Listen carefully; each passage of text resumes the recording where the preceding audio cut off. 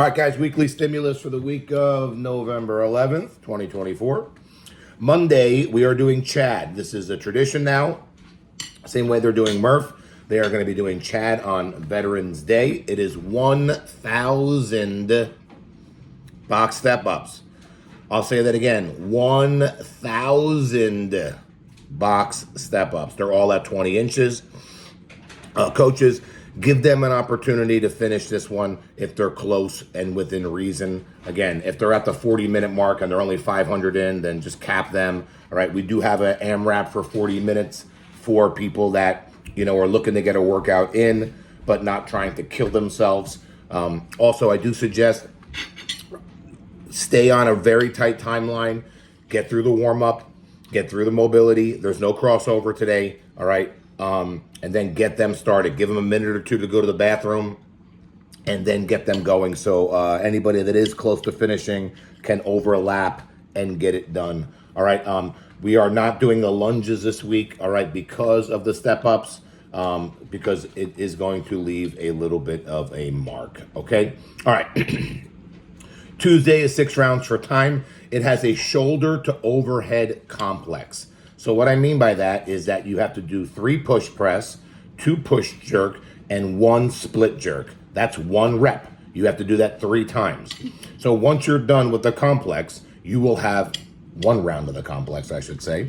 You will have done 9 push presses, 6 push jerks, and 1 split jerk. It is a lot of overhead. The weights are not light. If you do start at the RX weights, or any of the weights for that matter, you can increase the weights a little bit depending on what your ability is, all right, as far as, pushing to challenge yourself. But the goal is not to add weight every set. It's to find a comfortable movement, comfortable weight that you can move, all right, efficiently, all right, and with quality. All right, 12 chest to bar pull-ups, 50 double unders, 300, 250 on the row. Coaches, on this one here, you may have to start some people on the row and then some people on the shoulder to overhead. So the row goes up, shoulder head overhead comes down. There is a 1-minute break in between, so that should prevent any overlapping on the rowers. Okay, but I would prefer they row unless there's some sort of limitation.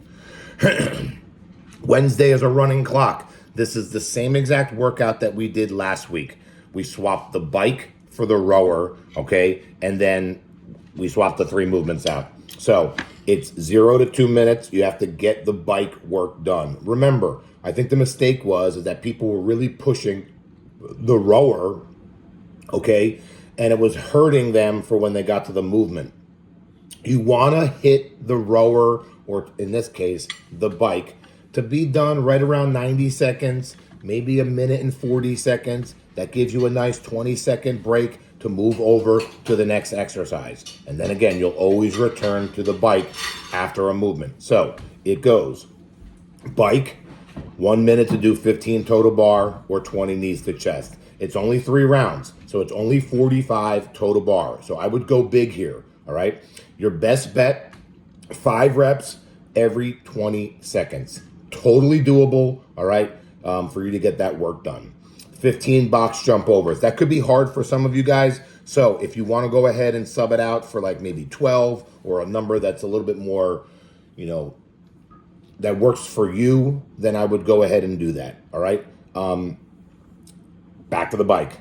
15 thrusters, okay, at 95. This is something that I definitely would not go unbroken on, even if you can, especially on round number 1. Okay, because you don't want to just go ahead and jack your heart rate up on 15 thrusters. So, same thing on the total bar.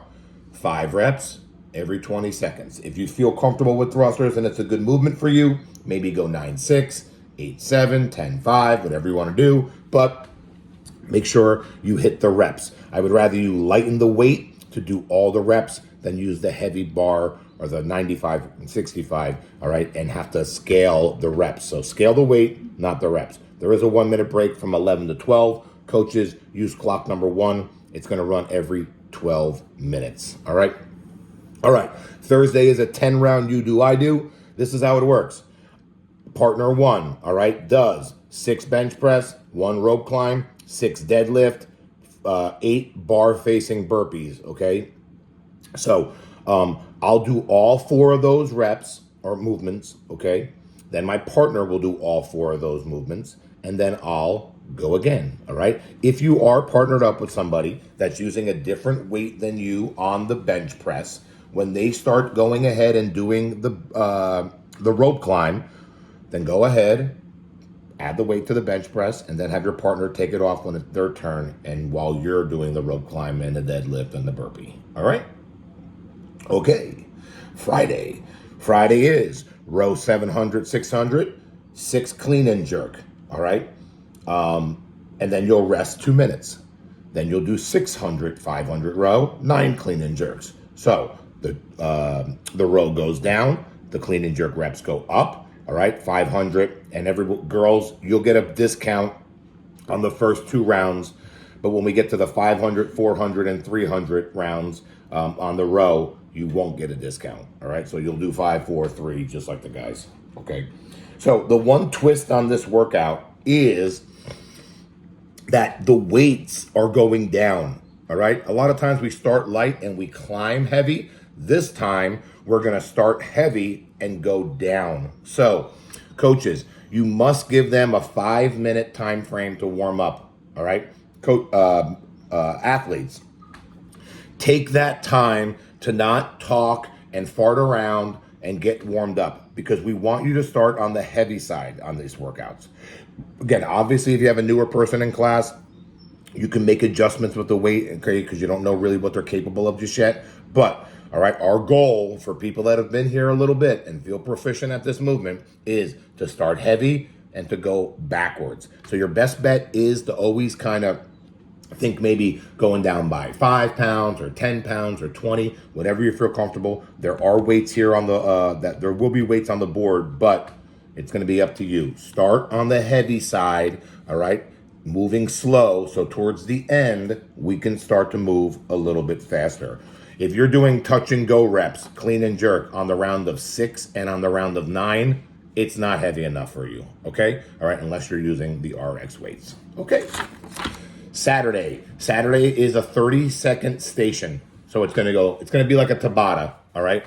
But it's going to be an extra 10 seconds. So, all right, you're going to work for 30 seconds on movement 1, 10-second transition, work for 30 seconds, movement 2, 10-second transition. We have 1, 2, 3, 4, 5, 6, 7, 8, 9 movements. Pat or whoever's coaching that day, all right? Once they get done with the final movement, they're going to get a 10-second transition, okay? They're going to get a 30-second interval, all right? That's 40 seconds. Then they get another 10-second transition, all right? Then they get another 30 seconds interval break. That's 1 minute and 20 seconds. That means that they're going to move to the next station, all right, and start the workout all over again, all right? So, movements are the skier. We got a second skier, all right? So you're going to put 2 people at every station. There's 9 movements. There's 18 people in a class at the cap, all right? So ski, and we will set this up to kind of work yourself down the line, so everyone's just going to kind of advance forward. Ski, burpee box jump over, row, med ball slam, V-up, wall ball, push-up, shuttle run, and wall walk, all right? So those 10 seconds, depending on where you are going to have to move a little bit, especially the wall walk one. Once you're done with the wall walk, you're going to need to get your butt over to the skier because you're only going to have a 10-second transition, all right? All right. Sunday is a partner workout. It has a 400-meter run.